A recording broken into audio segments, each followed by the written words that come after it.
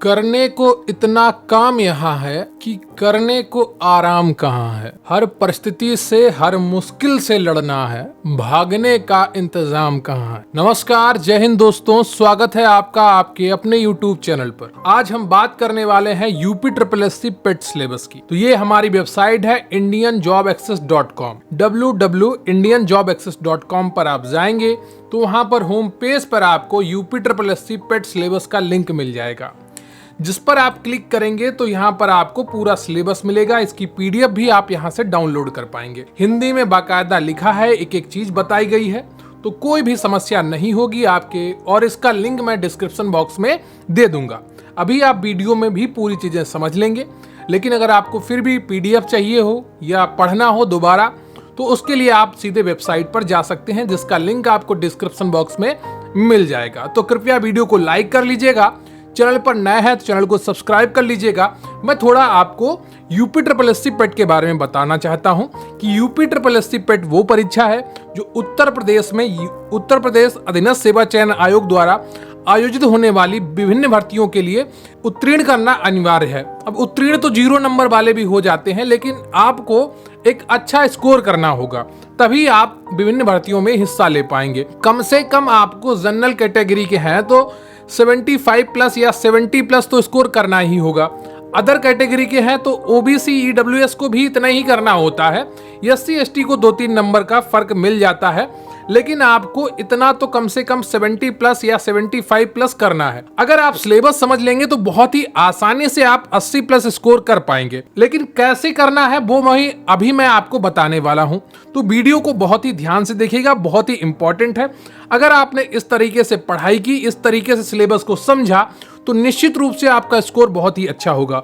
जो लोग सिलेबस नहीं समझते हैं और दिन रात मेहनत करते रहते हैं, तो वही लोग परीक्षा में पीछे रह जाते हैं। तो सिलेबस बहुत ही इंपॉर्टेंट है, इस चीज को जरूर समझिएगा। क्लियर आपको? तो UPSSC पेट सिलेबस 2023 है आपका, और इसमें आपको क्या क्या करना है, इसका विज्ञापन आ चुका है। आप फॉर्म जरूर भर दीजिएगा। क्लियर आपको? तो फॉर्म जरूर भरना है। 100 अंकों की परीक्षा होती है और 100 प्रश्न भी होते हैं। 2 घंटे में आपको करने होते हैं। तो UPSSC पेट सिलेबस, सबसे पहले हम इसको शॉर्ट में देख लेते हैं, फिर डिटेल में देखेंगे। जो भारतीय इतिहास है, जिसको इंडियन हिस्ट्री कहते हैं, ये 5 अंक का आएगा। फिर आएगा आपका भारतीय राष्ट्रीय आंदोलन, इंडियन नेशनल मूवमेंट, ये भी आपका 5 अंक का आएगा। और जितने अंक हैं उतने ही प्रश्न होंगे, क्योंकि प्रत्येक प्रश्न 1 अंक का है। ये बात आपको समझनी है। भारतीय राष्ट्रीय आंदोलन में क्या पढ़ना है वो मैं अभी आपको बताऊंगा। भारतीय इतिहास में क्या पढ़ना है वो मैं अभी आपको बताऊंगा। भूगोल बहुत ही महत्वपूर्ण टॉपिक है। यहाँ पर आपके 5 अंक आ जाएंगे, ठीक है। और ये जितने टॉपिक GS, हिंदी और इंग्लिश के हैं, इनको बहुत ही ज्यादा जरूरी है आपको अच्छे तरीके से तैयार करना। भारतीय संविधान एवं लोक प्रशासन 5 अंक का आएगा। भारतीय अर्थव्यवस्था आपसे 5 अंक की पूछी जाएगी। और भूगोल आपको 5 अंक का आएगा। भूगोल को कैसे पढ़ना है उसका वीडियो मैंने ऑलरेडी बना दिया है। ऊपर आई बटन पर आप यहाँ पर क्लिक करेंगे तो आपको उसका लिंक मिल जाएगा, और तो उसे जरूर देखिएगा। भूगोल को कैसे पढ़ना है। सामान्य विज्ञान से जुड़े हुए 5 प्रश्न आएंगे। प्रारंभिक अंक गणित से 5 प्रश्न आएंगे। सामान्य हिंदी से 5 प्रश्न आएंगे और सामान्य अंग्रेजी से 5 प्रश्न आएंगे, जो 1-1 अंक के होंगे। तर्क एवं तर्क शक्ति यानी कि लॉजिक एवं रीजनिंग में 5 अंक का आएगा। करंट अफेयर्स भी आपकी 5 अंक की आएगी।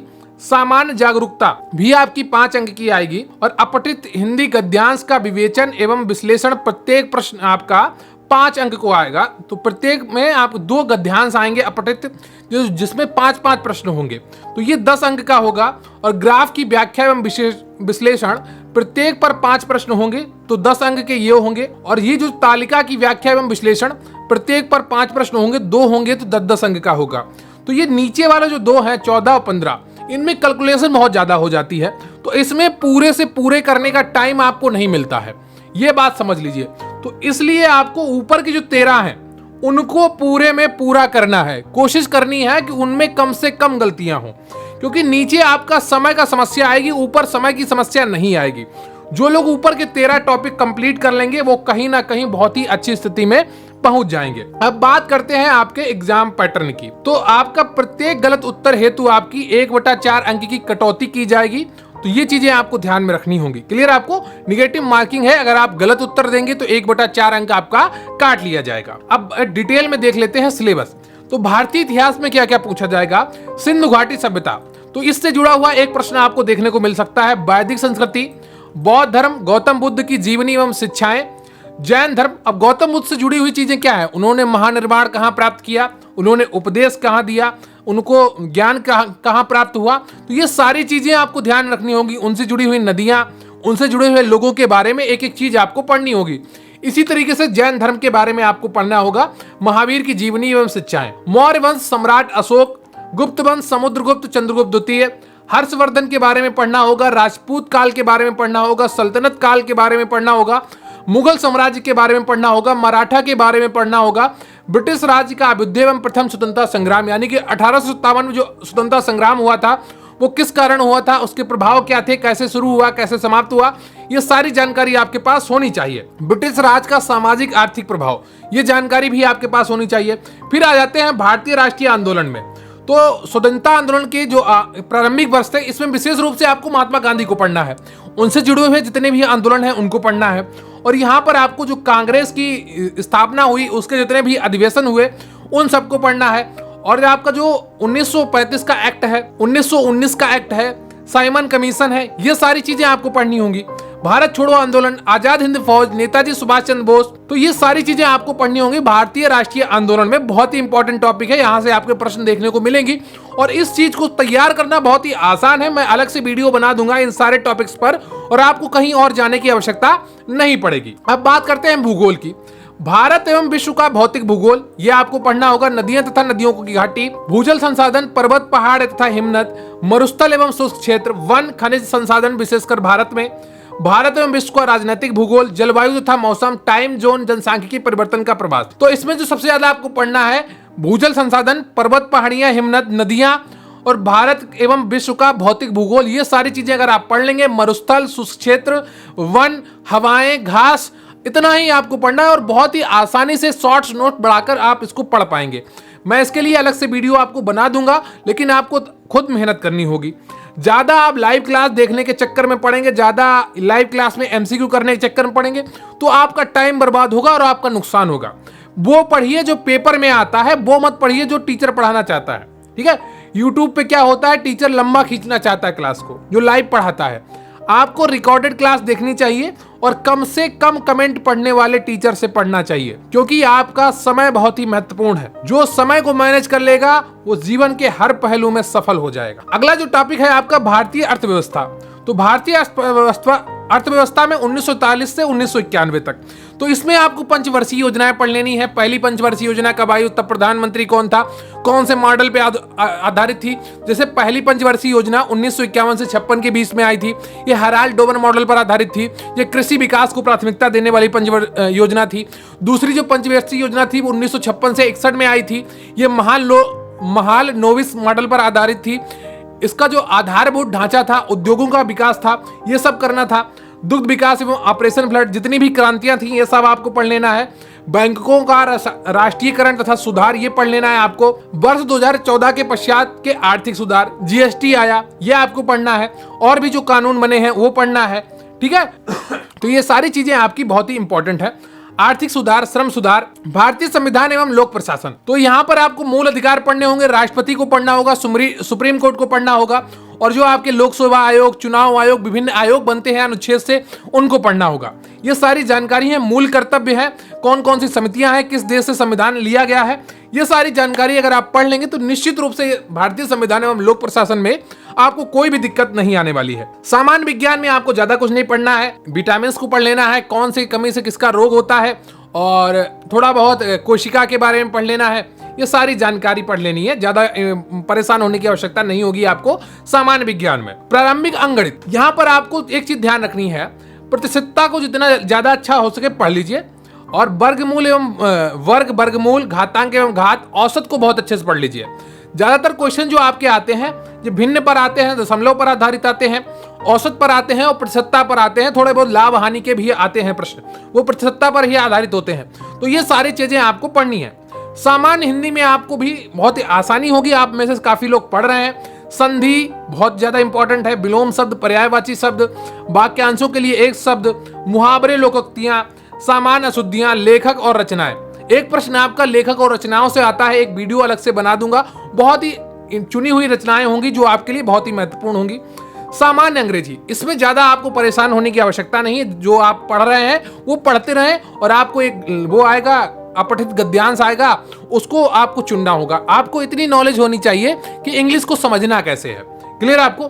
तर्क एवं तर्क शक्ति, बृहद एवं लघु, क्रम एवं रैंकिंग, संबंध, घड़ी एवं कैलेंडर। घड़ी और कैलेंडर बहुत ही इंपॉर्टेंट है पेट के लिए। रैंकिंग बहुत ही इंपॉर्टेंट है। कारण और प्रभाव, कोडिंग, डिकोडिंग, कथन, विश्लेषण एवं निष्कर्ष।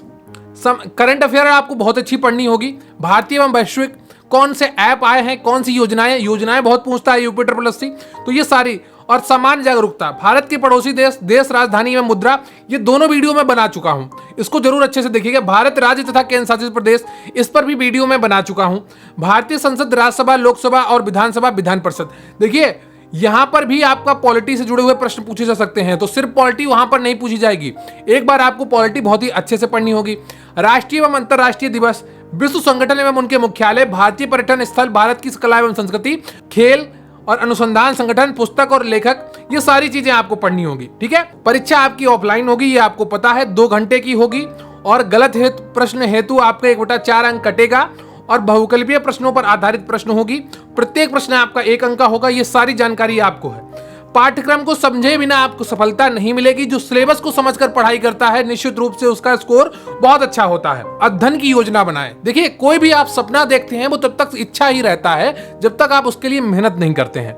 बहुत से लोग आपको ये बातें बताएंगे और आपको हो सकता है पता हो, लेकिन ये सब बातें जब तक बातें हैं जब तक आप इनको एक्शन में नहीं बदलेंगे। जो भी आपने सपना देखा है, जो भी आपने सोचा है, उसको एक्शन में बदलिए, कर्म में बदलिए। जितना ज्यादा आप कर्म करेंगे उतना ही ज्यादा आपका प्रभावी परिणाम होगा। मॉक टेस्ट अभी मत करिएगा, महीना 15 दिन पहले जब एग्जाम डेट घोषित हो जाए तब मॉक टेस्ट करना शुरू करिएगा।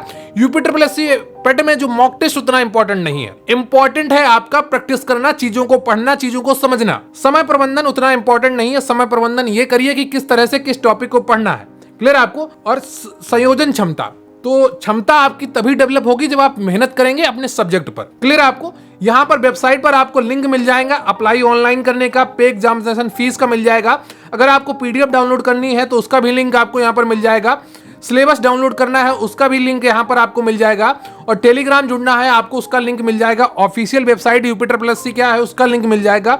और फॉर मोर लेटेस्ट सरकारी जॉब्स के लिए आप हमारी वेबसाइट इंडियन जॉब एक्सेस पर जा सकते हैं, जहां पर आपको सारी जानकारी मिल जाएगी। यूपी SSC पेट 2023 history MCQ, SSC admit card, GDP growth rate 2023, UP SSC junior assistant की न्यू वैकेंसी आई है, उसको भी देखें और अप्लाई करें।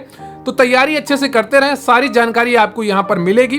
तो कृपया वीडियो को लाइक कर लीजिएगा, चैनल पर नया है तो चैनल को सब्सक्राइब कर लीजिएगा। अगर आपके मन में कोई डाउट हो तो कमेंट करके जरूर पूछिएगा, मैं आपके सभी प्रश्नों का उत्तर दूंगा। लिंक आपको मिल जाएगा इस वेबसाइट पर जाने का और उसको जरूर फॉलो करिएगा और एक बार जरूर देखिएगा, समझिएगा चीजों को। और हो सके तो इस सारे सिलेबस को अपने जहां आप पढ़ते हैं वहां पर नोट डाउन करके चिपका लीजिए या प्रिंट आउट निकलवा के चिपका लीजिए। क्लियर आपको? ताकि आपको हर समय याद रहे क्या क्या पढ़ना है और कितना इंपॉर्टेंट है कोई भी टॉपिक। क्लियर आपको?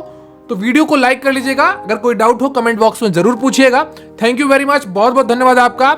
जय हिंद, जय भारत।